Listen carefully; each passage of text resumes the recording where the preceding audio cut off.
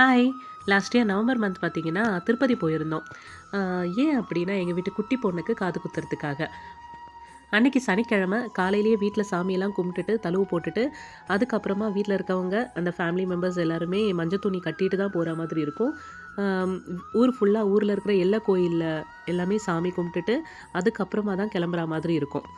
அப்போ ஊர்ல இருக்க கோயில்லாம் சுத்திட்டு வரும்போது பார்த்தீங்கன்னா, தட்ல கற்பூரம் ஃபுல்லா எரிஞ்சுக்கிட்டே தான் இருக்கும். சுத்திட்டு வர வரைக்கும். அதில விபூதி, துளசி இதெல்லாம் வச்சிருப்பாங்க. உண்டியலும் வச்சிருப்பாங்க. ஏன்னா, அந்த காலத்தில அப்படின்றது திருப்பதி பயணம் ரொம்ப பெரிய பயணம்.